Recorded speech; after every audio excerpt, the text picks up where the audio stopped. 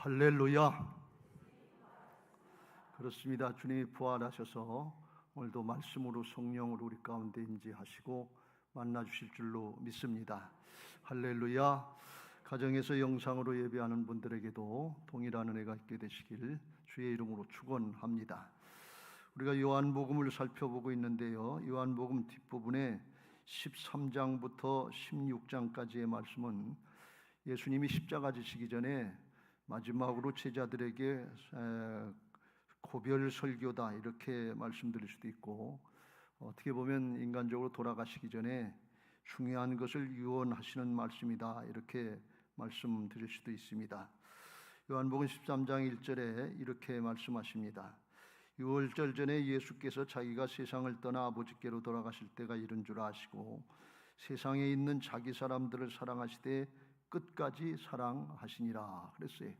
우리 인생이 어디로부터 왔다 어디로 가는지 아는 사람이 지혜로운 사람입니다. 또 언제 돌아가야 될 때인지 그때를 아는 사람은 더 지혜로운 사람입니다. 예수님이 그걸 아시고서 제자들에게 그때를 준비하고 어떻게 준비할 것인가 하는 것을 말씀하시기 위해서 끝까지 사랑하셨다 그랬어요.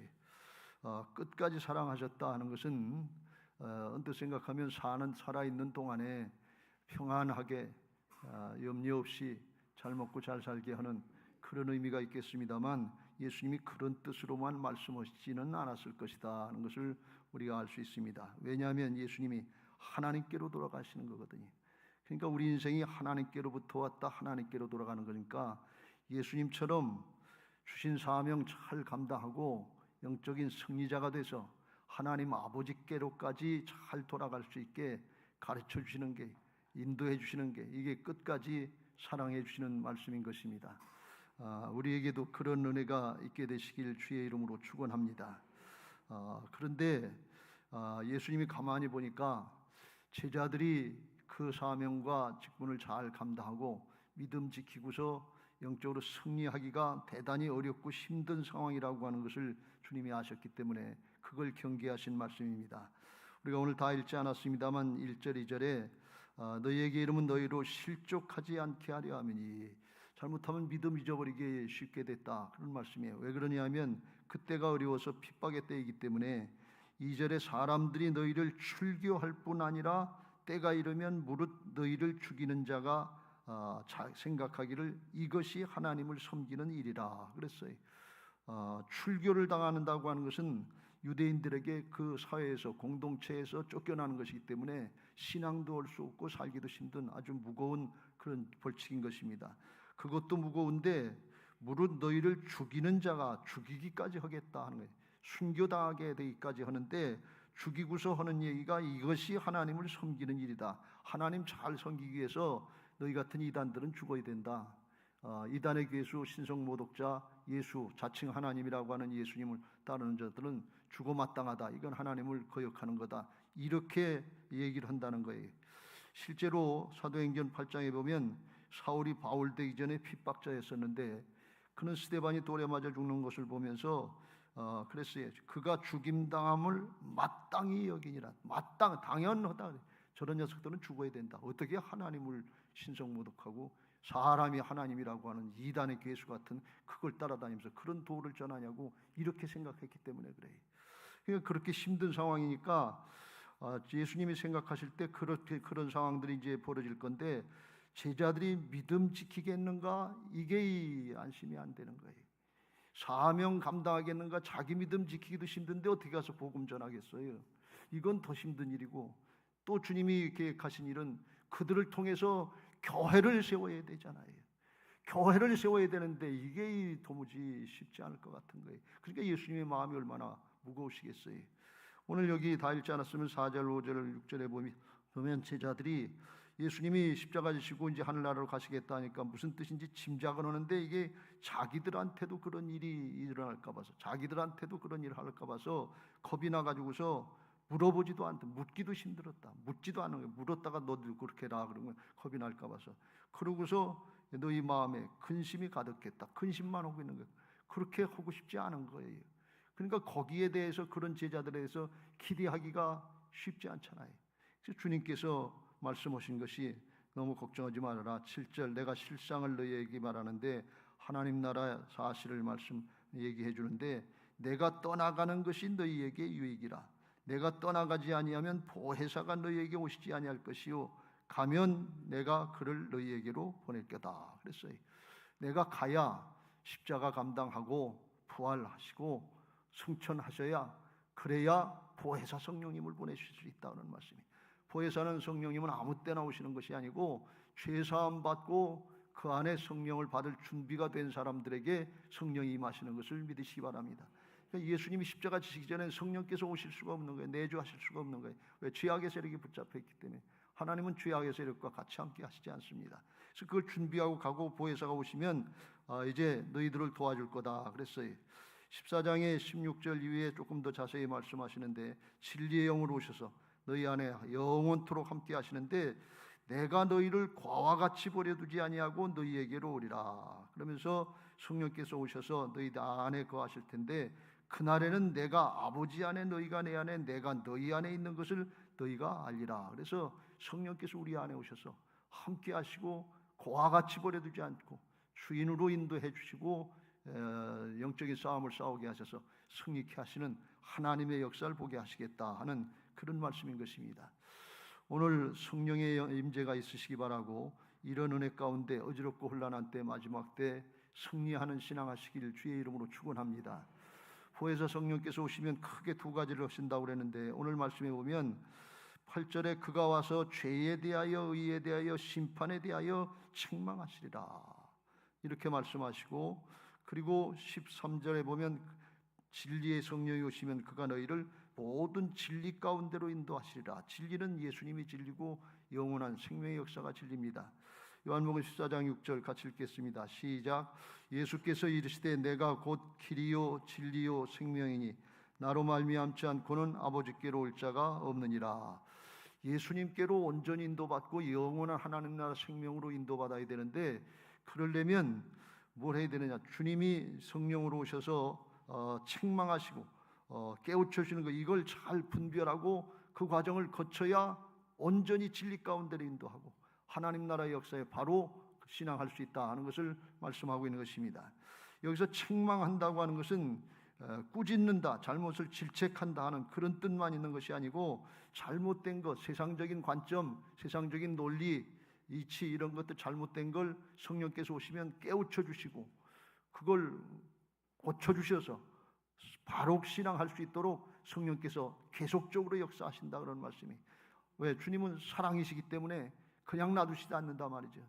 여러분, 하나님께서 말씀을 통해서 내게 자꾸 찔리게 하시고 깨우쳐 주시고 또 말씀하시는 것 같고 또 말씀하시는 것 같으면 깨닫고 중심으로 회개하고 돌이키시길 주의 이름으로 축원합니다. 그거 아는 말씀인데 왜 또 하시지? 왜 또 하시지? 그러시지 말고, 하나님이 뜻이 있어서 내게 말씀하시고 마지막 때 분별하고 바른 신앙하라고 깨우쳐 주시는 거니까 놓치지 말고 말씀 붙잡고 하나님께로 돌이키시길 주의 이름으로 축원합니다. 사실 오늘 이 책망하신다는 이 말씀은 성경의 난해 구절 중에 하나인 것입니다. 그래서 이걸 바로 해석하는 게 어떤 게 바로 해석하는 건지 주석책을 봐도 잘 알 수 없는 건데, 저도 30여 년 목회를 하면서 고민을 많이 했던 구절 중에 하나인데, 지난 주간에 기도하면서 하나님이 깨우쳐 주실 때까지 말씀드리려고 합니다. 마음문 여시고 잘 이해가 되시기 바라고, 지금까지 우리가 가지고 있던 그런 관점들이 제자들처럼 세상적인 관점으로 염려하고 걱정하고 두려워하는 것이 아니라 하나님의 관점으로 믿어져서 진리 가운데로 인도받고 담대하게 어려운 상황과 여건 중에서 이겨나갈 수 있는 복된 신앙들 되시길 예수님의 이름으로 축원합니다. 할렐루야. 먼저 9절에 죄에 대하여 하면 그들이 나를 믿지 아니하며 그랬어요. 세상에서 죄라고 하는 것은 세상 법을 어기는 것을 죄다. 교통법규 어기면 죄잖아요. 벌금 내잖아요. 그 세상 죄를, 법을 어기는 게 죄고, 조금 더 나가면 윤리도덕, 인간으로서 마땅히 지켜야 될 윤리도덕을 어기는 거, 이것도 죄된, 양심상 죄된 마음을 갖잖아요. 그래서 법을 어기는 걸 하위법이라고 그러고, 윤리도덕을 어기면 이건 상위법인데, 세상 사람들이 이렇게 생각해요. 그런데 하나님 나라에서 주님이 말씀하시는 죄는 그런 죄를 더 초월해서 그들이 나를 믿지 아니하는 것이 죄다 그랬어요. 하나님을 믿지 않고 예수님을 믿지 않는 것이 죄다. 예수님을 구세주로 또 예수님이 우리 안에 오셔서 주인 되시는 것을 믿지 않는 것이 죄다 그랬어요. 로마서 10장 9절 말씀에 우리가 믿고 구원받는 것에 대해서 말씀하고 있는데, 그건 뭔가 하면 예수님을 우리의 마음속에 주님으로 시인하며 또 하나님께서 그를 죽은 자 가운데 살리신 것을 내 마음에 믿으면 구원을 받으리라.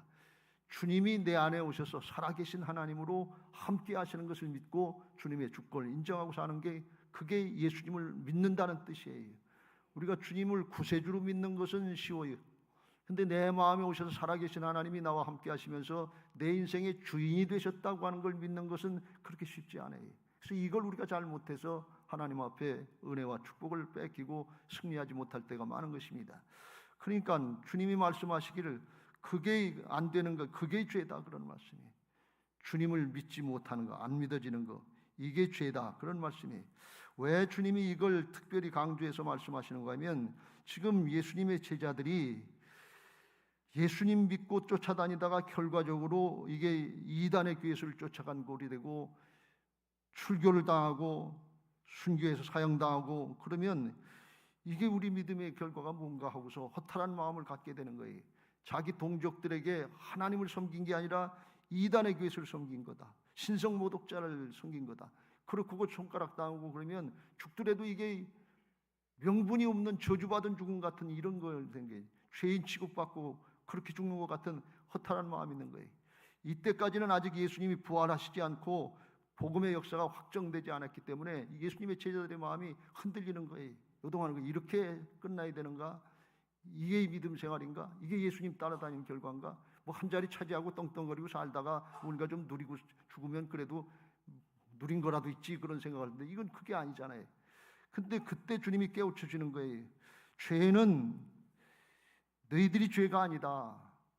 하나님을 안 믿고 하나님 대신 나를 안 믿은 불신앙하고 나를 죽이려고 그리고 너희를 죽이려고 하는 그 자들이 죄인이지 너희가 죄인이 아니다, 그런 말씀이에요. 이걸 잘 깨달으라는 거예요. 이걸 잘 모르는데 성령께서 오시면 이걸 깨우쳐 주신다는 거예요. 세상 사람들이 아무리 얘기해도 난 그런 죄 진 적 없다, 난 죄인 아니다, 당신들이 나 잘 믿어라, 이렇게 생각하고, 우리가 상황이 조금 어렵고 믿는 사람들이 어렵고 그러면 가정이라도 가족이라도 너나 잘 믿고 너나 잘 살아, 무슨 예수님 믿으라고 그러지 말고, 이렇게 얘기하기 쉬운데 그런 상황이나 조건에 얽매이지 말고 하나님을 잘 믿는 게 이게 하나님 앞에 복인 것을 믿으시기 바랍니다. 하나님을 믿지 못하는 거, 이게 죄인 것을 믿으시기 바랍니다. 어떤 목사님이 그런 얘기를 해요. 사람이 살아가면서 복을 받고 기적을 누리고 하나님의 은혜를 많이 체험하는데 그 중에 가장 큰 복은 뭔가 하면 말씀이 믿어지는 복이라는 거예요. 말씀이 깨달아지고 말씀이 믿어지고 말씀에 순종할 마음이 생기는 거, 이게 복이라는 것입니다. 이성으로다가 하나님 나라의 역사가 믿어지지가 않거든요. 깨달아지지가 않거든요. 이 성령이 역사하셔야 된다, 그런 말씀이에요.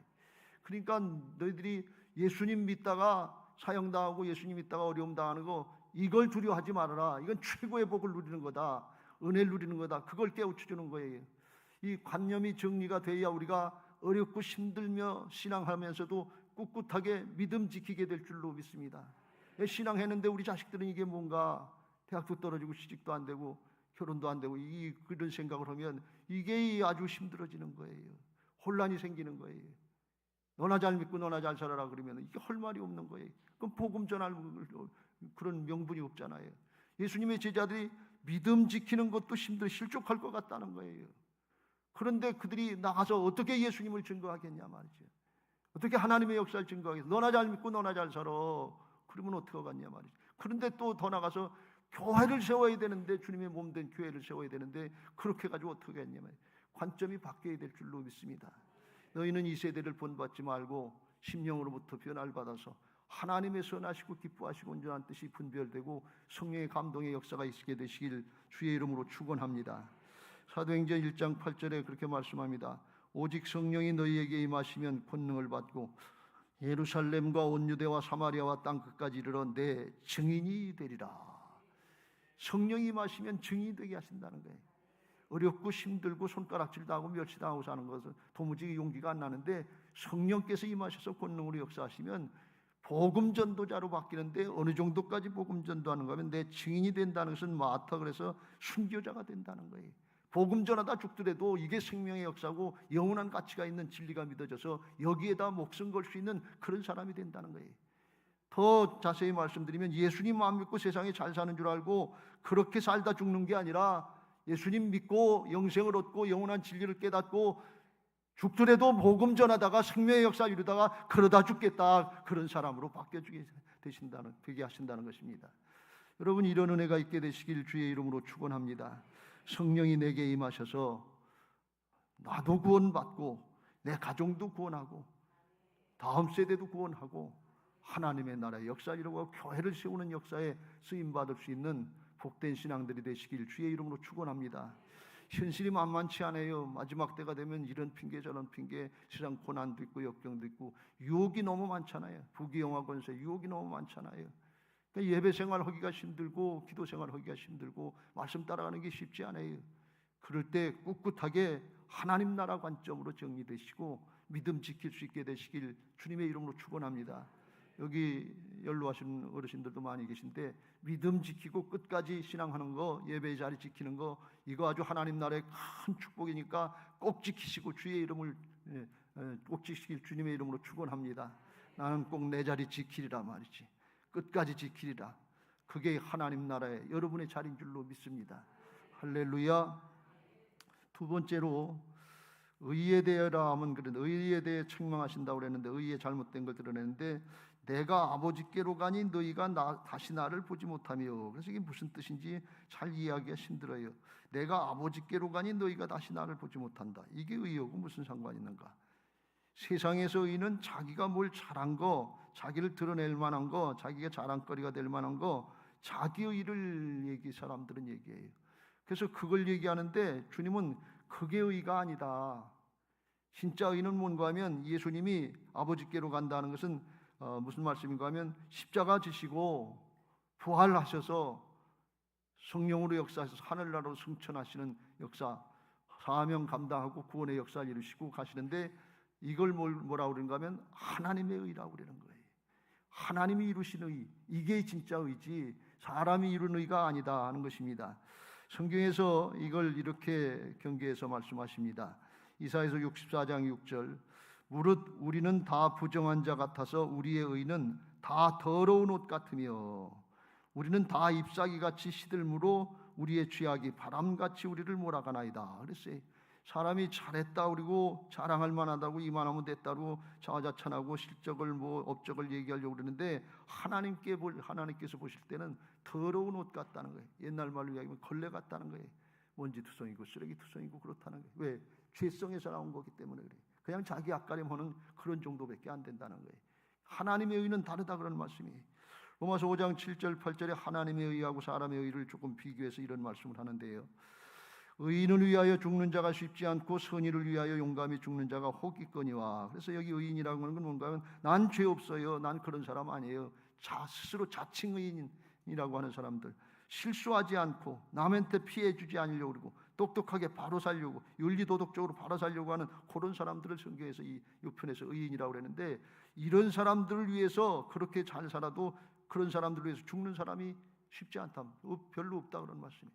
근데 선인을 위하여 용감히 죽는 자가 혹 있거니와. 선인은 뭔가 하면 다른 사람을 위해서 헌신하고 희생하고 부모가 자식을 위해서 희생하는 것처럼 선을 베푸고 희생하고 사랑을 행하고 그런 사람들을 위해서 용감히 죽는 자가 혹 있거니와. 왜? 은혜를 받았으면, 신세를 졌으면 은혜 갚으려고 하는 마음으로 혹 죽으려고 하는 사람이 있을지 모르는데, 그런데 하나님의 의는 그런 게 아니고 그 정도가 아니고 8절에 우리가 아직 죄인 되었을 때 그리스도께서 우리를 위하여 죽으심으로 하나님께서 우리에 대한 자기의 사랑을 확증하셨느니라.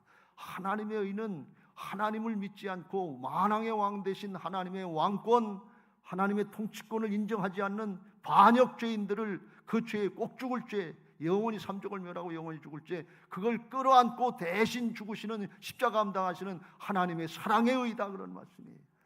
의인이나 악인을 위해서 죽는, 선인을 위해서 죽는 사람은 흔치 않은데 이건 정말 꼭 죽을 죄인을 위해서 대신 끌어안고 죽으시고 살려주셔서 새 사람 만들어주시고 그걸 갖다가 내 자녀다, 하나님의 자녀다 이렇게 사랑해 주시고 하나님의 일꾼이다고 세워주시고 하나님 나라를 맡겨주시는 이런 사랑, 이런 의가 어딨냐 그런 말씀이에요. 그래서 하나님 나라에는 하나님의 의지, 세상 자기가 뭘 가지고 조금 했다는 거, 하나님이 허락하신 거 가지고 조금 하고 생색내는 것 같은 이런 게 의가 아니다 그런 말씀이에요. 이게 왜 이런 말씀을 하시는가 하면 제자들이 유대인들에게 지금 심판을 받고 죽게 되고 자기들은 불의한 자다, 죄인 취급받고 죽으니까 이게 뭔가 말이지, 이렇게 끝나야 되는가. 그럴 때 주님이 그걸 깨우쳐 주시는 거예요. 의는 유대인들처럼 철저하게 율법을 잘 지키고 신앙 잘했다 그리고 자기 의를 드러내는 거, 이게 의가 아니고 하나님 앞에 대속의 은혜로 믿음으로 죄 씻음 받고 새로워진 게 이게 하나님의 의고 하나님 앞에 의의 옷이요 깨끗한 정결한 심령이 되는 거다. 이걸 깨우쳐 주는 것입니다. 여러분, 그런 은혜가 있게 되시길 주의 이름으로 축원합니다. 내 것 드러냈고 그거 가지고 자랑하지 말고 주님의 보혈의 은혜가 아니면 안 됩니다. 주님의 의의 옷을 입어야 하나님 앞에 설 수 있고 주님 앞에 갈 수 있습니다. 이걸 믿고 고백할 수 있게 되시길 주의 이름으로 축원합니다. 유대인들은 실제로 그랬어요. 로마서 10장의 2절에 내가 증언하노니 그들이 하나님께 열심히 있으나 올바른 지식을 따른 것이 아니라 하나님의 의를 모르고 자기의 의를 세우려고 힘써 하나님의 의에 복종하지 아니하였느니라. 누가 그랬냐? 바울이 그랬거든요. 철저하게 바리새인으로 율법에 이런 흠이 없다고 하면서 말씀 지키려고 하는데 나중에 보니까 믿는 사람들 잡아 죽이는데 앞장섰던 게 이게 바울의 모습이에요. 그러니까 뭐예요? 하나님의 의를 모르는 거죠. 은혜를 모르는 거죠. 자기 거 가지고 자기가 하는 줄 알고 했는데 이게 아니다 그런 말씀이에요. 우리가 이걸 잘 깨닫고 하나님 앞에 성령의 역사, 성령의 책망이 있으시길 주의 이름으로 축원합니다. 내 것 가지고 신앙하는 거 아니고 내 것 내세워 가지고 구원받는 거 아니고 주님의 은혜로다가 오늘도 보혈로 나를 씻어 주옵소서. 성령으로 새롭게 하여 주옵소서. 겸손히 주님 앞에 엎드리시길 주의 이름으로 축원합니다. 성령께서 임하시면 말씀이 내게 감동이 되고 깨달음이 되고 내 심령을 고쳐주시려고 하나님께서 우리의 혼과 영과 및 관절과 골수를 찔러 쪼개고 죄악을 드러내서 회개의 길로 주님 앞으로 진리의 길로 인도해 주시는 은혜가 있는 것을 믿으시기 바랍니다. 히브리서 4장 12절 13절에 이렇게 말씀합니다. 하나님의 말씀은 살아있고 활력이 있어서 좌우의 날선 어떤 검보다도 예리하여 혼과 영과 및 관절과 골수를 찔러 쪼개기까지 하며 또 마음의 생각과 뜻을 판단하느니. 13절 같이 읽겠습니다. 시작. 지으신 것이 하나도 그 앞에 나타나지 않음이 없고 오늘 결산을 받으실 이의 눈앞에 만물이 벗어보던 것 같이 다 드러나느니라. 벌거벗은 것 같이 다 드러난다는 것이. 오늘 성령이 임하시고 말씀이 성령의 감동 가운데 말씀이 받아지는 사람은 내 영과 혼과 및 관절이 찔러 쪼개는 것 같아서 웃지 않고 탄식하게 됩니다. 근데 이걸 이성으로 받고 머리로 생각하는 사람들은 설교를 잘하네 못하네, 교회 예배가 어떠네 판단하고 계산하다가 해요. 전혀 달라요. 하나님 앞에 예배는 신령과 진정의 예배인 것을 믿으시기 바랍니다. 말씀의 역사가 있고 성령의 감동의 역사가 있어서 하나님이 그런 사람을 찾으시고 만나주신다고 그러잖아요. 평생에 예배하다 하나님만 제대로 한 번 만나면 사람이 바뀌어요. 인생이 바뀌어요. 영원한 것이 바뀌어지는 은혜가 있는 것을 믿으시기 바랍니다. 이게 믿음의 역사인 거예요. 사도행전의 2장에 보면 예수님을 이제 믿고 따라오려고 하던 사람들이 예수님이 십자가 지신다 그랬더니 예수님 따라다니면서 아무것도 얻을 게 없으니까 폭도들로 바뀌어가지고서 예수님이 십자가에 못 박으라고 성쳤어요. 근데 예수님이 부활하시고 오순절에 성령이 임하시고 제자들이 복음을 전하니까 예수님을 증거하니까 그때 성령이 임하시니까 마음에 찔림을 받았어요. 폭도들이 마음에 찔림을 받았어요. 그래서 이렇게 고백합니다. 베드로가 이스라엘 온 집은 확실히 알지 너희가 십자가에 못 박은 이 예수를 하나님이 주와 그리스도가 되게 하셨느니라. 예수님이 하나님이시다 주님이시다 하는 걸 증거하니까 그전 같으면 이게 신성모독한 거라고 그래서 아우성치고 저런 놈은 죽여야 된다 그럴 텐데 그들이 이 말을 듣고 마음에 찔려 베드로와 다른 사도들에게 물어 이르되 형제들아 우리가 어찌할꼬 탄식하는 걸 볼 수가 있어요. 마음에 찔림을 받고 자기들의 죄를 깨닫고 회개하려고 하는 걸 볼 수가 있어요. 사람들이 바뀌었어요. 성령이 마시니까 바뀌더라 그런 말씀이. 그래서 회개하여, 베드로가 너희가 회개하여 각각 예수 그리스도의 이름으로 세례를 받고 죄 사함을 받으라. 그리하면 성령을 선물로 받으리니. 그러면 성령 받고 새 사람 된다 그러네. 근데 이게 유대인들에게만 허락하신 것이 아니고 이 약속은 너희와 너희 자녀와 모든 먼 데 사람 곧 주 우리 하나님이 얼마든지 부르시는 자들에게 하신 것이라. 그래서 이방인들에게도, 오늘 한국 사람들에게도 100년 전에, 130년 전에 이 은혜가 있어서 한국의 교회가 이루어지고 우리들에게도 믿음 생활할 수 있도록 하나님의 자녀의 축복을 받게 하신 줄로 믿습니다. 할렐루야. 이렇게 회개하고 돌이킨 폭도들이 누가 됐느냐? 예루살렘 교회의 성도들이 됐다는 거예요. 초대교회 성도들이 3,000명씩 5,000명씩 회개하고 돌이켜서 그 폭도들이 성도가 된 거예요. 성령의 역사가 있으니까 교회가 이루어지더라 그런 말씀이에요. 제자들이 두렵고 떨리고 죽을까봐 겁나고 이렇게 인생 끝내야 되는가 하면서 회의가 일어나고 그럴 텐데, 자기 신앙 감당하기도 힘든데 성령이 임하시니까 강하고 담대한 믿음으로 바뀌어져서 하나님의 역사를 증거하고 부활의 주님이 믿어지고 영원한 하나님 나라가 믿어져서 하나님 나라를 세우는 역사, 교회를 세우는 역사에 쓰임받게 된 줄로 믿습니다. 오늘 우리들에게도, 여러분들에게도 이런 은혜가 있게 되시길 주의 이름으로 축원합니다. 분명하게 마음의 정리가 잘 되면 가문을 세우고 목장을 세우고 다음 세대를 세우고 나라와 민족을 세우는, 교회를 세우는 하나님의 역사에 쓰임받게 하실 줄로 믿습니다. 세 번째로 오늘 주님이 말씀하시기를 심판에 대해서 말씀하는, 심판에 대하여 하면 이 세상 임금이 심판을 받았습니다. 이 세상 임금은 누군가 하면 죄악과 사망의 세력인 사단을 말씀합니다. 죄악과 사망의 세력인 사단은 뭘로 다 심판하는가 하면 죽음으로 심판하는 거예요. 죽음의 세력이니까 죽이면 끝나는 거예요. 그러니까 죽음 앞에 모든 세상 사람들, 생명 있는 존재들은 다 죽음 앞에 벌벌 떨게 돼 있어요. 죽음은 끝나는 건데 죽음은 무슨 소용이냐 말이지. 그러니까 그 앞에 굴복하고 마는 거예요. 그런데 세상 임금이 심판을 받았다 그러는데 예수님이 십자가에 달리셔서 돌아가셔서 죄악과 사망의 세력인 사단에게 진 것 같은데 진 걸로 끝나는 것이 아니라, 죽음으로 끝나는 것이 아니라 부활하셨다는 거예요. 살아나셨다는 거예요. 하나님의 심판은 생명인 것을 믿으시기 바랍니다. 세상의 심판은 죽음으로 끝나고 이제 다 끝났다 그러고 실망하고 그냥 끝나는 거지만, 하나님의 나라의 심판은 생명의 역사가 있어서 생명이 있고 하나님 나라가 있고 영생이 있고 상급과 멸류관이 있다는 걸, 그걸 증명한 것이 하나님의 심판인 것을 믿으시기 바랍니다. 믿는 사람들은 세상의 심판에 사는 사람들이 아니라 죽기 전에 모든 거 다 하고 누려보고 잘 살고 잘 먹자 그러고 세상의 심판에, 사단의 심판 아래 있는 사람들이 아니고, 믿는 사람들은 하나님의 심판 아래 있는 거예요. 영생의 심판에 있는 거예요. 더 좋은 나라가 있고 더 좋은 것이 있는 것을 믿고 믿음 지키는 사람들이 하나님의 심판에 있는 것을 믿으시기 바랍니다. 제자들에게 너희들이 심판받고 세상의 심판을 받고 사형당하고 죽는 것 같은데 두려워하지 말아라 그런 말씀이, 하나님의 심판이 있다, 영생이 있다, 하나님 나라가 있다, 상급과 멸류관이 있다, 믿음 지켜라 그런 말씀이, 이게 하나님 나라 관점으로 정리되어야 될 줄로 믿습니다. 신앙이 영원한 생명의 관점으로 정리가 되지 않으면 세상의 것 별거 아닌 것 같다고 다 실족하고 넘어지기 쉬워요. 기분 나쁘다고 교회 안 나온다고 그럴 수 있어요. 뭐 자식이 안 됐다고 창피하다고 못 나올 수 있어요. 뭐 이거 안 됐다고 또 지나갈 것, 썩어질 것, 세상의 것 때문에 신앙이 요동하고 흔들리기 쉬워요. 그런 거에 심판 아래 있는 것이 아니고 영원한 생명, 영원한 승리, 이기는 자들, 하나님의 자녀요 하나님의 나라의 백성들로서 하나님의 은혜 안에 있는 것을 믿으시기 바랍니다. 예수 그리스도 안에 은혜와 평강이 늘 있게 되는 것을 믿으시기 바랍니다. 할렐루야.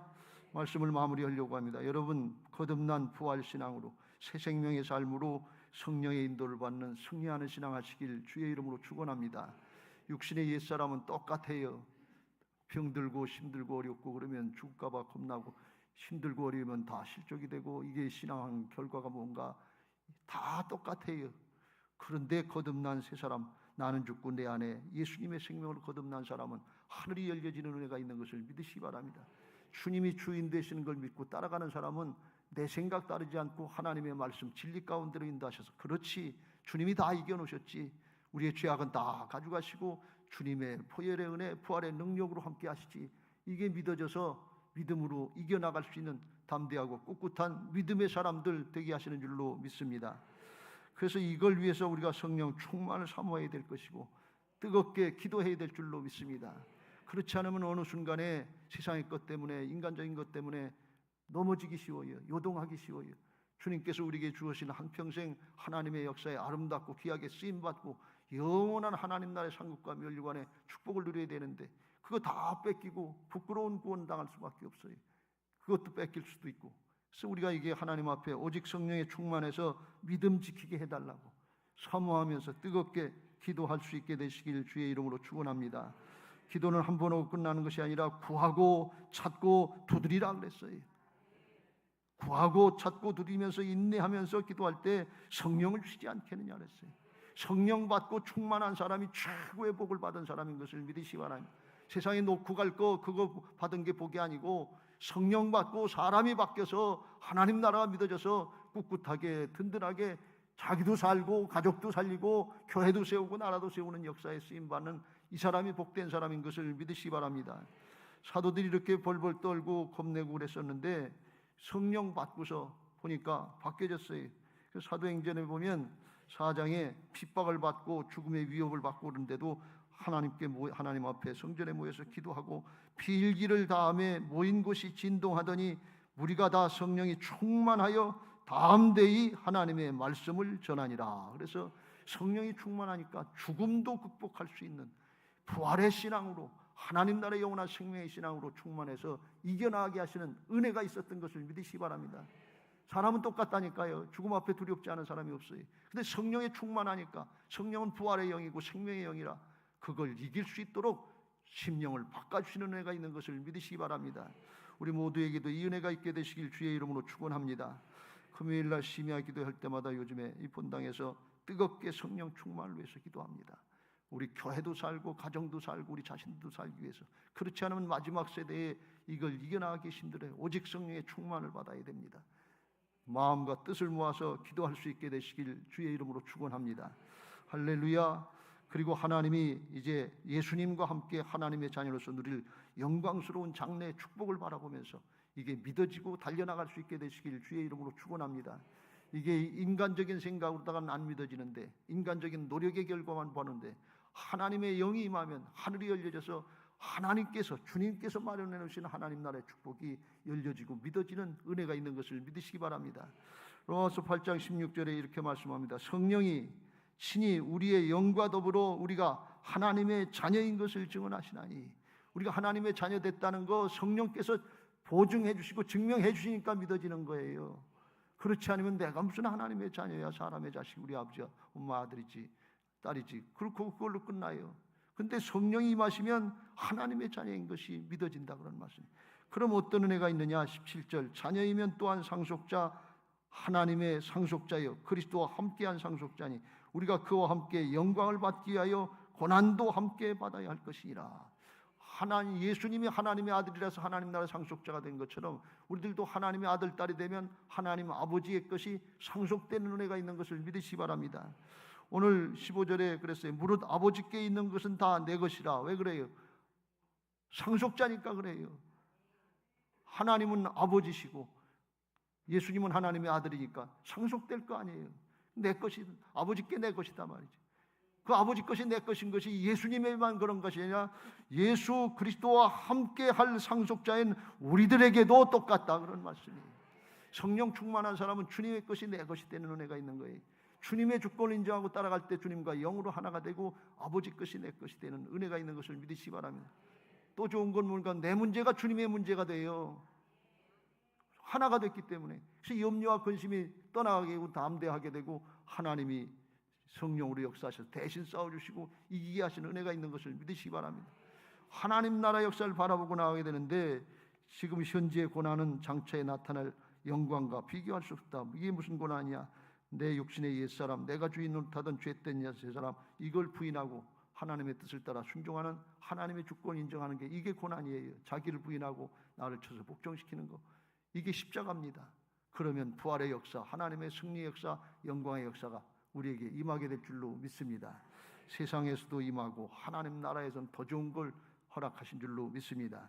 히브리서 12장 2절 그래서 예수님 바라보고 예수님 따라가라는 것입니다. 같이 읽고 마치겠습니다. 시작. 믿음의 주여 또 온전케 하시는 이인 예수를 바라보자. 그는 그 앞에 있는 기쁨을 위하여 십자가를 참으사 부끄러움을 개의치 아니하시더니 하나님 보좌 우편에 앉으셨느니라. 할렐루야. 예수님도 십자가 지시고 부활의 영광을 누리셨다는 말씀. 자기를 부인하고 자기 십자가를 감당하면 하나님이 함께 하시는 부활의 역사, 승리의 역사, 생명의 역사를 보게 하실 줄로 믿습니다. 할렐루야. 마지막 때가 다가옴을 볼수록 우리가 신앙적으로 영적으로는 어려움이 있고 사단의 방해가 많고 세상 유혹이 더 많아집니다. 세상 인간적으로 육신적으로는 살만해지고 괜찮아진 것 같은데 영적으로는 더 어렵게 됩니다. 그럴 때 성령께서 역사하시고 말씀으로 깨워주실 때 주님의 책망으로 받으시고 중심으로 하나님께로 돌이켜서 성령께서 함께 하시는 은혜 가운데 나도 살고 가족도 살고 교회도 살리고 나라와 민족도 살리는 이 귀한 역사에 쓰임받는 복된 신앙들, 승리하는 신앙들 되시기를 예수님의 이름으로 축원합니다. 할렐루야. 이제 받은 말씀 기억하시고 우리가 그런 신앙 하게 해달라고 찬양하시고 기도하겠습니다. 복음성가 한 장 하겠습니다. 옛날 복음성가인데요. 세상 무기 안일함과 세상 근심하다가 주님 나를 찾으시면 어떻게 만날까? 주님 내게 오시면 나 어찌 대할